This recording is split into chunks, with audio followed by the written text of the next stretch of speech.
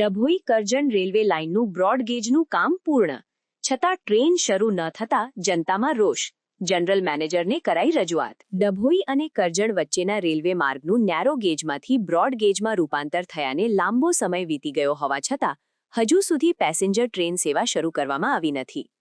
આ મામલે રેલવે મુસાફરોની હાલાકીને ધ્યાને રાખીને divisional railway users consultative committee દ્વારા પશ્ચિમ રેલવેના જનરલ મેનેજરને લેખિત રજૂઆત કરવામાં આવી છે.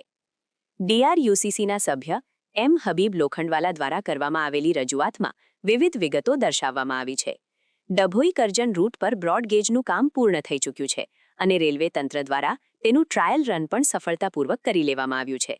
આમ છતાં નિયમિત ટ્રેન સેવા શરૂ કરવામાં તંત્ર દ્વારા થઈ રહેલો વિલંબ અકળાવનારો છે. મધ્યમ અને ગરીબ વર્ગના મુસાફરોએ ખાનગી વાહનો કે એસટી બસ પર નિર્ભર રહેવું પડે છે, જે રેલવેની સરખામણીએ ઘણી મોંઘી પડે છે. ડભોઈ અને કરજણ વચ્ચે મોટી સંખ્યામાં શ્રમિકો અને નોકરિયાત વર્ગ અવરજવર કરે છે. ટ્રેનના અભાવે તેઓ સમયસર કામના સ્થળે પહોંચી શકતા નથી, જેની સીધી અસર તેમના વેતન અને રોજગાર પર પડી રહી છે. આ રૂટ પર અભ્યાસ અર્થે જતા વિદ્યાર્થીઓને શાળા કોલેજ પહોંચવામાં ભારે મુશ્કેલી વેઠવી પડે છે. તેમના સમય અને નાણાં બંનેનો વ્યય થઈ રહ્યો છે.